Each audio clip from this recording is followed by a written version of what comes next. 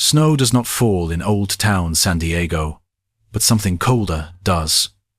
It creeps along the narrow sidewalks at dusk, slips through the adobe walls, and settles deep inside the oldest brick house in California. The Whaley House glows softly under street lamps, a perfect 19th century portrait.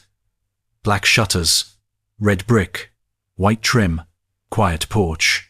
Beautiful, peaceful, historic. That is the façade. Inside, the air changes. Visitors often describe it the same way, as if repeating a memory that is not theirs. The temperature drops. Shadows linger too long in corners. Floorboards creak above when no one is upstairs. Perfume appears in rooms sealed off from the outside, and footsteps follow guests down empty hallways.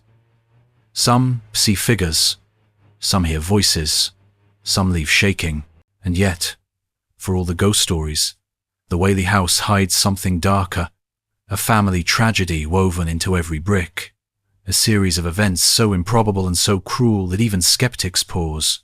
Hauntings do not appear out of thin air. They grow out of pain, out of unfinished stories, out of lives cut short. The Whaley House has no shortage of those. Before it became a museum, before tourists lined up at the porch railings, before ghost hunters held up their devices in the dim parlor, the house belonged to a real man with real ambitions. His dream was simple: a home, a business, and a legacy that would lift his family into the new American West. But the land he chose was cursed long before he arrived, and what he built stood on top of something the town preferred to forget. On this spot, before the Whaley brick ever rose, a man died. Not quietly, not peacefully, and not willingly. His execution was botched, brutal, and carried out in front of a crowd that cheered for closure. His name was Yankee Jim Robinson. He was tall, far taller than the men who built the gallows, and when the rope swung tight, it did not break his neck. It only strangled him slowly. He kicked, he fought, he clawed at the air. Witnesses said it took him nearly an eternity to die. Thomas Whaley stood there that day. He watched the hanging with the same curiosity that marked him as a businessman, assessing not the man, but the land. Yankee Jim died on this soil, a place most would avoid. Thomas saw opportunity, a bargain. He bought the land anyway. People whispered that no house should rise on ground soaked in suffering, but the 1850s were not a time for superstition, at least not for men like Whaley. He was a self-made merchant, born in New York, hardened by ambition, sharpened by the boomtown promise of San Diego. He believed in profit, not spirits. He believed in railroads, not curses. The gallows meant nothing to him. The execution meant nothing to him. The whispers meant nothing to him. He built his dream home right over the site. The Whaley House opened in 1857, and in its earliest days it was a marvel.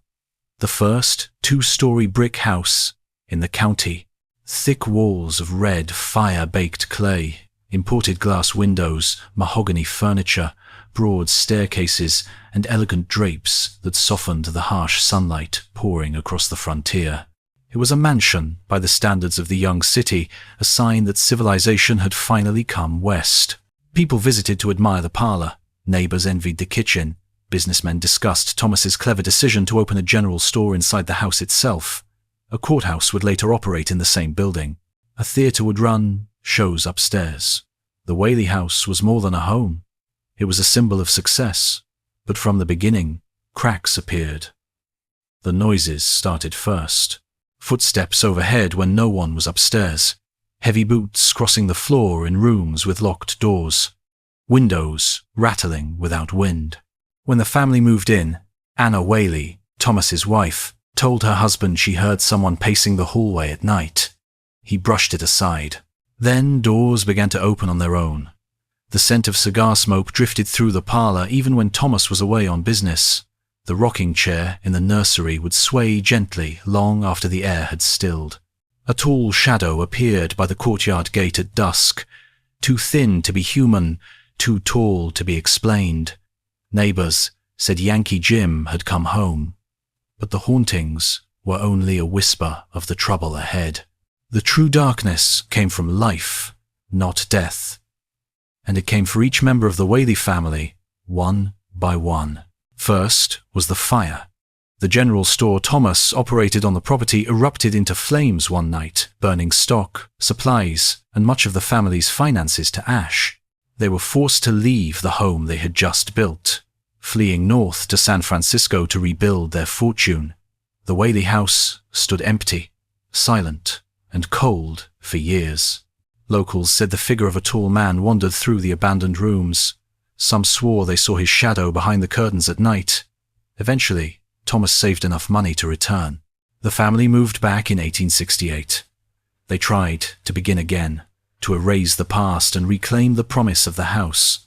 But the darkness had only been waiting. The Whaley's young son, Thomas Jr., barely a toddler, fell ill. Within months, he was gone. Some say the cries of a child can still be heard from the nursery. Others report seeing a small figure running across the second-floor landing before disappearing into the bedroom walls. Grief took root in Anna. Whaley himself became colder, more cautious, his ambitions dimmed by loss. But tragedy has a way of multiplying in places touched by death. It does not arrive once, it arrives repeatedly. Then came the wedding. Violet Whaley, the Whaley's beautiful daughter, married a man she believed would bring her stability and love. But the marriage dissolved almost instantly. Her husband abandoned her, humiliated her, and left her alone in a society that did not forgive women for failed unions. Shame clung to her like a shroud. What came next shattered the Whaley family forever.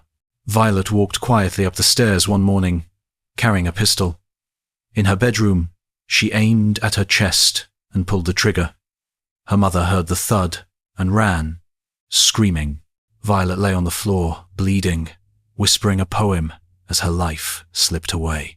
Her spirit is said to linger in the upstairs hall, where visitors often see a woman in a long gown, pale and distant, vanishing before they can speak. The house hardened after that. Its walls grew heavier.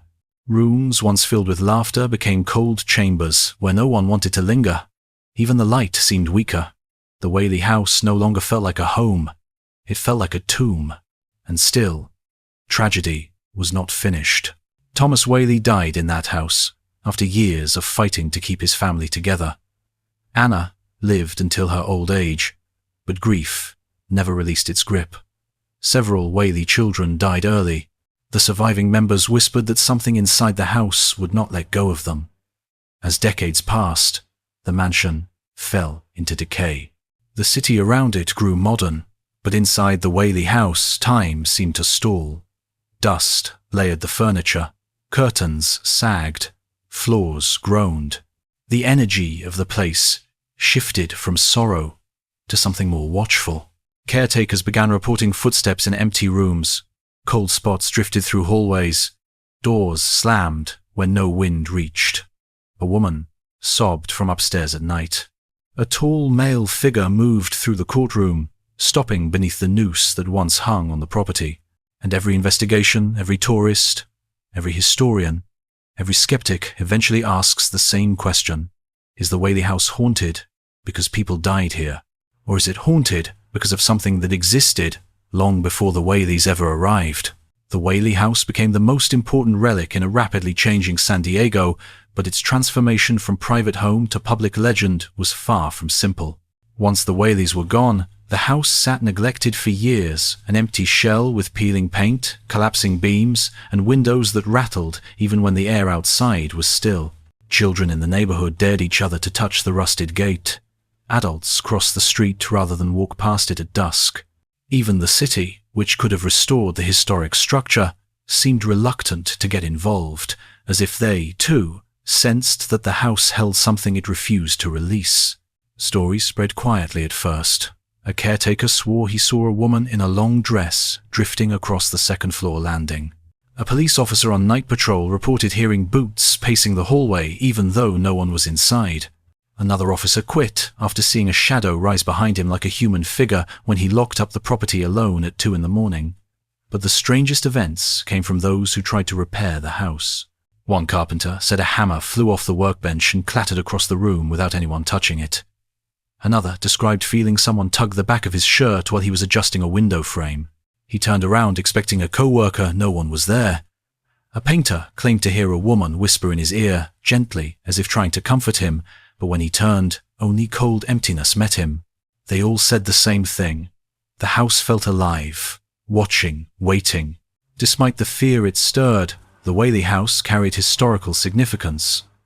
It had once held the town's courthouse, theater productions, community gatherings. The story of San Diego was woven into its walls. So eventually, pressure mounted to preserve it, starting with a partial restoration in the early 20th century.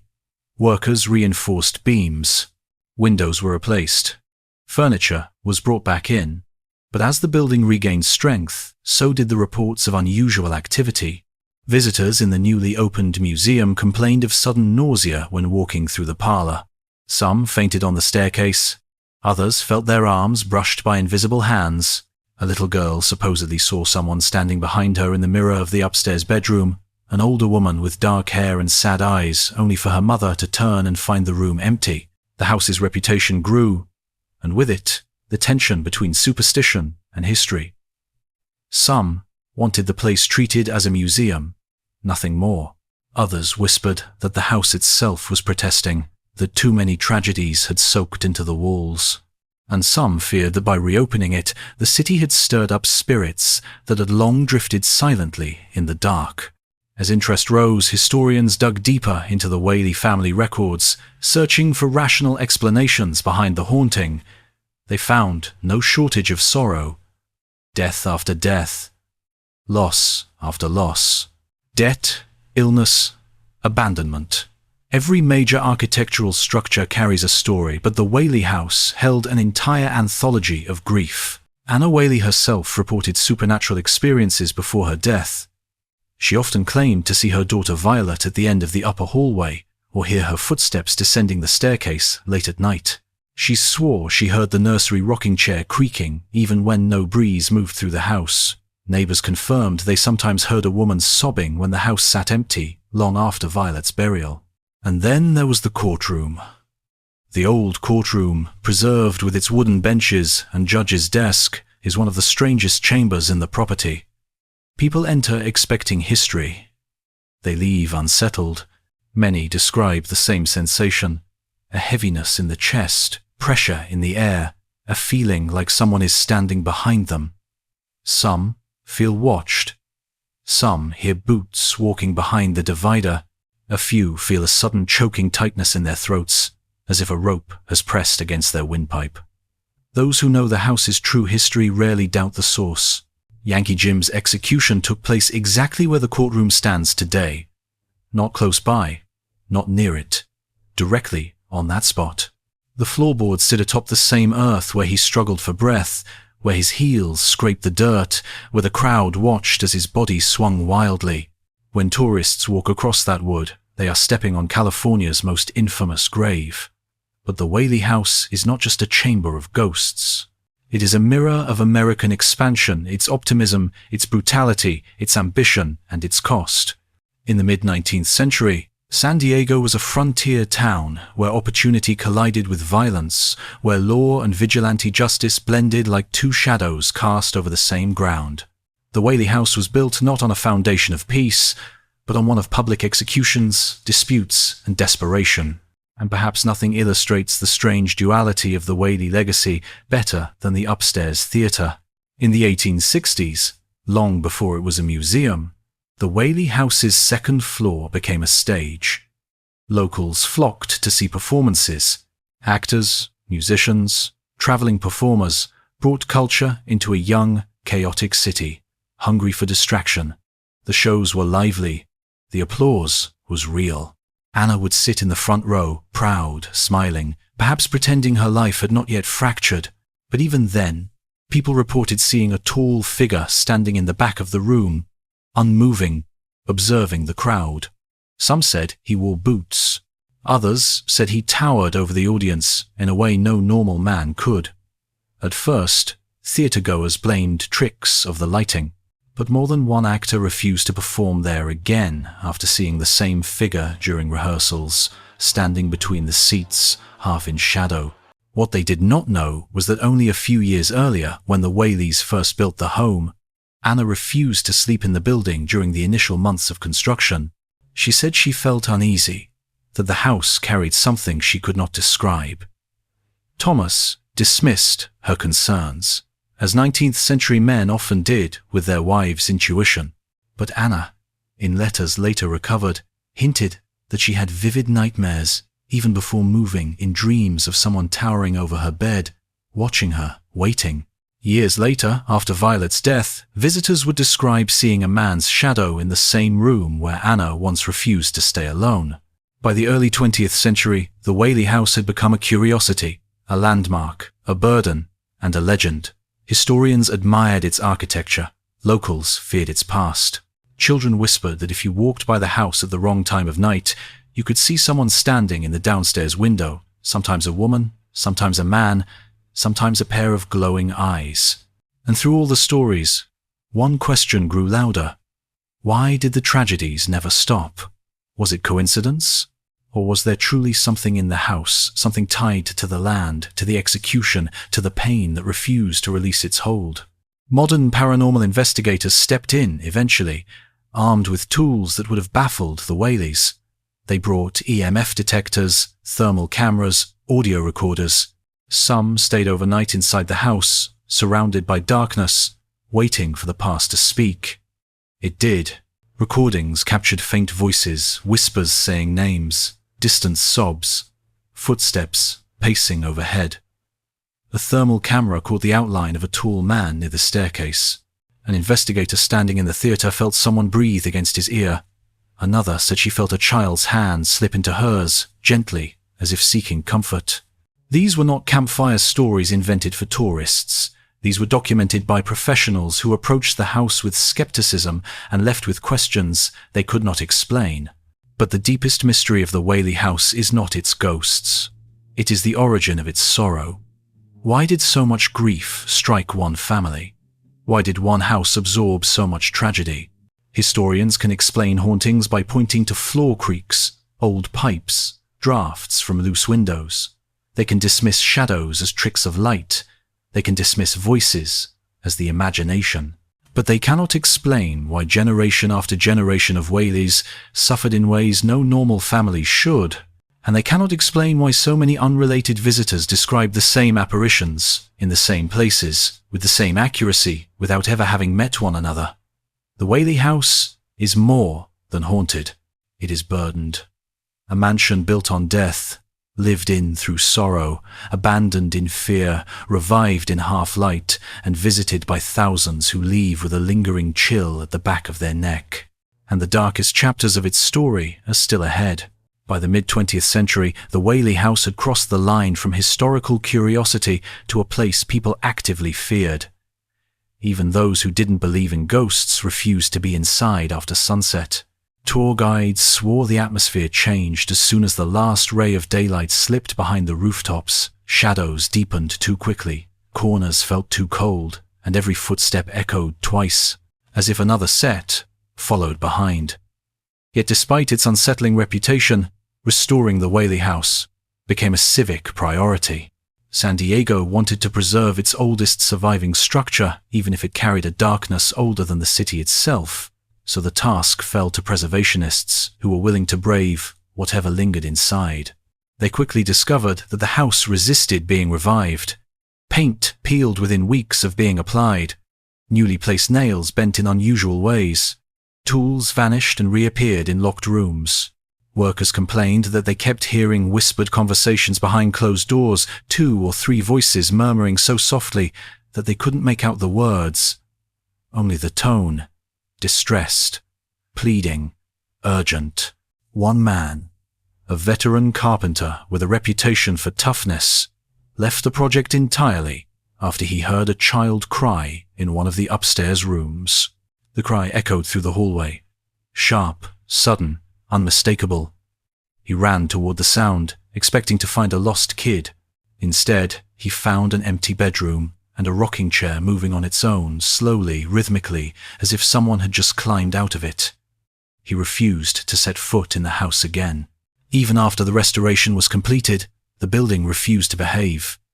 Lights flickered despite new electrical wiring. Doors swung open without wind. The scent of perfume, old-fashioned, powdery, the kind women wore in the 19th century, drifted through the parlor at random hours. But the most disturbing events happened in the nursery. Visitors often said they felt someone lightly tugging at their shirt or brushing their hand. Some claimed to hear a soft giggle. Others reported seeing a little girl dart between the crib and the corner of the room, only to vanish when they followed. A few guests fainted immediately upon entering the room's air was dense, heavy, almost suffocating. Paranormal researchers believe the child's spirit belongs to Thomas Whaley's granddaughter, who died in the house as a toddler. Historians are less certain, the records are incomplete, and early San Diego kept poor documentation of infant deaths, but everyone agrees that whatever lingers in the nursery is small, restless, and searching for someone who never arrived. The nursery's activity might be the most emotional, but the courtroom holds the deepest unease. Nearly every visitor describes the same thing, the sensation that you are not alone. It hits the moment you step onto the original courthouse floorboards. The air thickens. The silence becomes heavy. And then comes the footsteps, measured, deliberate, slow echoing from the back of the room even when nobody is there. Many believe these are the footsteps of a judge. Others swear they belong to a sheriff. But the most credible stories connect them to Yankee Jim. Not the dying moments, not the execution, but the pacing. Witnesses in 1852 reported that Jim spent his final hours pacing relentlessly, walking back and forth across the jail floor with such force that guards said the boards shook. He refused to sit down. He refused his last meal. He refused to speak. He only walked, a man preparing himself for death. So when visitors hear those slow, rhythmic steps in the courtroom, heel, pause, toe, pause, it is not difficult to imagine who might still be pacing, nearly 2 centuries later. But haunting is not confined to these rooms alone. One of the most consistent reports comes from the stairway, the very place where multiple tragedies converged. Violet Whaley descended those steps the morning she ended her life. Anna Whaley claimed she often saw Violet there long after her burial, silently staring at her. Tour guides today say they sometimes glimpse a figure wearing a long, white, 19th century dress at the top of the stairs. They describe her as motionless, almost floating, with hair cascading down in waves. They blink, and she vanishes. But the temperature of the hallway drops instantly, every time. Visitors walk through the Whaley House expecting theatrics. Instead, they experience something more subtle, something colder and more intimate than typical haunted attraction scares. The ghosts here don't slam doors or throw objects across the room. They linger quietly, watching, waiting. They seem less angry than sorrowful, less violent than confused, like echoes of people who never realized they died. And the Whaley House gives them no peace. One evening, shortly after reopening as a museum, a security guard locked up for the night and began his final walkthrough. He checked each room, one by one. Everything was silent. Everything seemed normal. When he reached the theater, he noticed a faint smell of cigar smoke. The house was entirely non-smoking. He stepped into the room and froze. Someone was sitting in one of the front row chairs. It was a man dressed in dark clothing, shoulders stiff, head slightly turned as if he were listening to someone on the stage. The guard called out, thinking a tourist had hidden inside. The man did not react. The guard approached slowly, and the figure simply dissolved, fading into the air like smoke dispersing in the breeze. The guard quit the next day. Even skeptics struggle to explain what happens in the Whaley House. A psychiatrist once visited and later wrote that the house triggered collective psychological phenomena exacerbated by historical suggestion. But when asked why multiple visitors described the same apparitions in the same rooms, he had no answer. Scientists have tried to capture quantifiable data. EMF levels spike without electrical sources nearby. Temperature drops occur in precise shapes, as if outlining a human form. Audio devices pick up whispers that do not match any voice present. Video footage shows shadows moving against the direction of the light source. But the darkest mystery of all involves the one room that seems strangely silent. The master bedroom. Unlike the parlor, the nursery, the courtroom, or the theater, the master bedroom rarely shows any activity. No apparitions, no noises, no cold spots. Paranormal teams call it the dead zone, which raises an unsettling question. In a house overflowing with restless spirits, why is the master bedroom the only room untouched? What happened there that even the dead refuse to enter?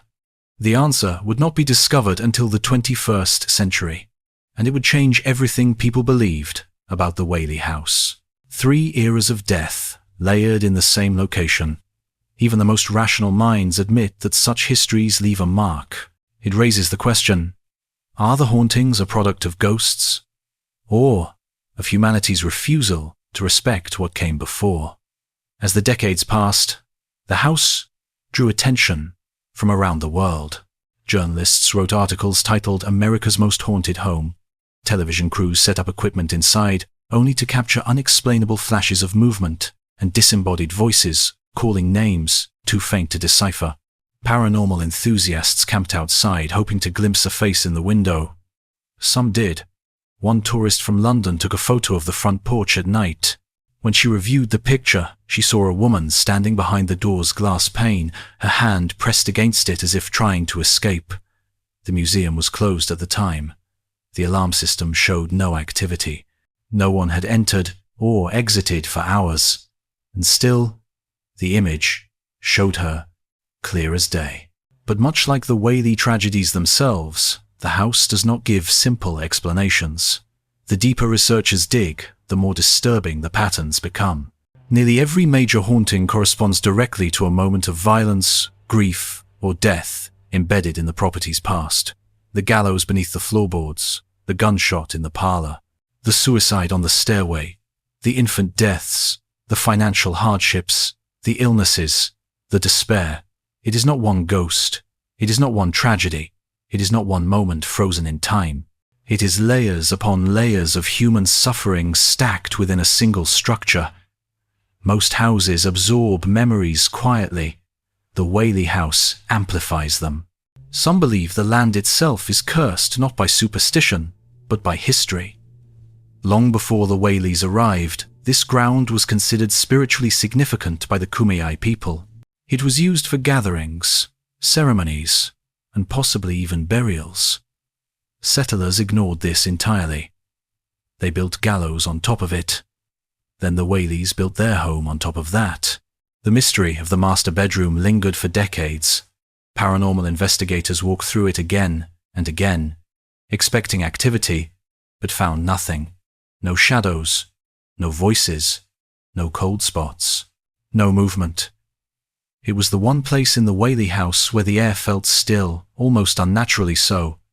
Tour guides joked that it was the safest room. Researchers called it quiet. Visitors called it comforting. But the absence of sound does not always mean peace. Sometimes it means something is being concealed.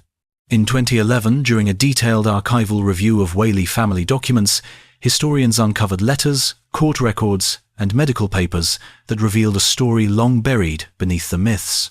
A story that explained why the master bedroom, the heart of the home, remained so chillingly untouched by every spirit that roamed the rest of the property. For years, the Whaley family lived under an unspoken truth. Thomas and Anna's marriage was not the idyllic partnership presented in public. Behind closed doors, they carried secrets, tensions, and grief far heavier than anyone outside the home ever understood. Violet's suicide devastated Anna so deeply that she retreated into the bedroom for weeks, refusing daylight, refusing meals, refusing to speak. Thomas, overwhelmed with guilt, locked himself in the library for nearly the same amount of time, but the discovery revealed something even darker. 2 of the Whaley children, Francis and baby Thomas, did not simply die of illness, as the official records claimed. Contemporary medical notes suggested that neglect played a role. Not intentional cruelty, but emotional collapse. The household fell apart so deeply during certain periods that the children received little supervision and their health deteriorated without anyone realizing how serious the situation had become. The bed in the master bedroom was where Anna spent hours holding baby Thomas as he faded. It was where she cried out for Violet. It was where she sat, night after night, staring at the door as if waiting for someone who would never return. It was where she felt her family breaking around her. It was the epicenter of her suffering. And strangely, that immense sorrow seems to have cleansed the room, not haunted it, as if grief so profound, so consuming, created a vacuum where spirits cannot linger like a wound that never fully closed, but also never allowed anything else to grow. Some visitors describe the room as warm. Others say it feels numb, emotionally empty. Paranormal researchers have another explanation: energy overload. A space can absorb so much pain that it becomes quiet, not because nothing happened there, but because too much did. The master bedroom is not peaceful. It is hollow, a place where tragedy sank so deeply that even ghosts avoid it. Understanding that room helps explain everything else inside the Whaley House. The hauntings are not random. They follow the pathways of human anguish. Yankee Jim's execution echoes through the foundation. Violet's despair clings to the stairway. The infant's spirits linger near the nursery. The courtroom trembles under the weight of injustice. The theater holds the shadows of lives interrupted and dreams unfulfilled. And the master bedroom remains silent, because silence is the only thing it has left. Yet the Whaley House is more than a collection of ghosts. It is a testament to how deeply architecture can trap emotion. The walls amplify sorrow. The floors replay footsteps of the past. The windows reflect memories that refuse to die. The house is a time capsule of pain, built on land with its own dark history, inhabited by a family who suffered more than any structure should bear. This is why even skeptics walk out quiet, shaken, unsure of what they felt. The house does not need theatrical hauntings. It already contains something far more powerful: the residue of real human lives that ended in silence, confusion, and heartbreak. One of the most chilling modern incidents happened in 2014, when a tour group paused in the upstairs hallway. A woman in the group suddenly gasped, turned pale, and clutched her chest. The guide asked if she was all right. The woman shook her head and said someone had whispered directly into her ear. She couldn't make out the words at first. The whisper came again, softer. Then she understood. It said her name, but no one in the group knew her. No one in the building had said it, and the recording from that night later revealed something chilling. A faint voice, not matching any guest or staff member, whispering her name exactly as she described. For skeptics, it was a glitch. For believers, it was confirmation. For historians, it was another entry in a ledger that grows thicker every year. The Whaley House has become a paradox, a place where the living come to feel close to the dead, and the dead seem unwilling or unable to leave. Some spirits appear confused, repeating actions from their final days. Others appear aware, capable of interacting with visitors, and a few seem tied to the land more than the house, like shadows cast by something much older than the Whaleys. But the question remains, why does the Whaley House hold spirits so tightly when so many historic homes remain silent? The answer lies not in ghosts, but in the combination of three forces rarely found in one location. First, the land itself, used ceremonially by indigenous people, then defiled by executions, then built over with private dreams.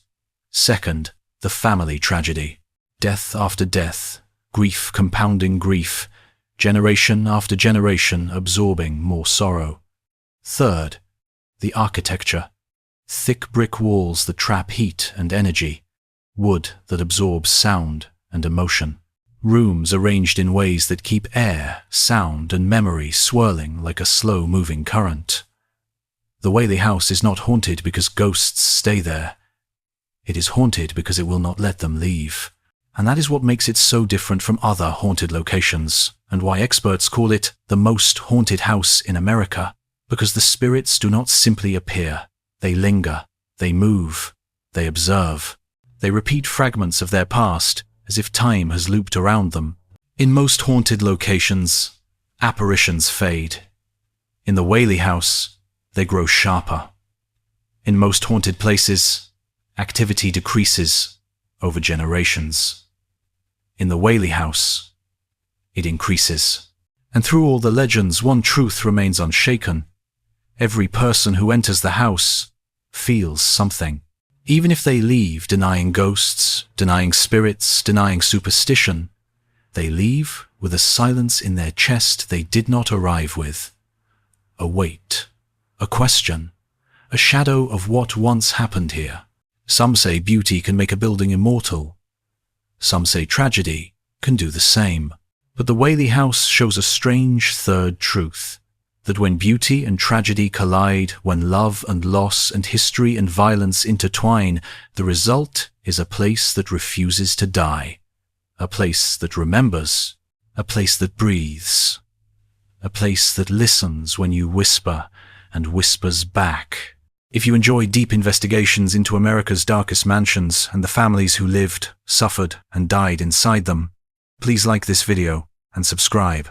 Your support allows me to keep uncovering the forgotten stories behind these haunted homes. Tell me in the comments which mansion I should explore next: the Myrtles Plantation, the Winchester House, the Lemp Mansion, or a forgotten estate with a story waiting to be uncovered. Every mansion has its shadows. Every dream has its cost. And some houses, like the Whaley House, never let their stories rest.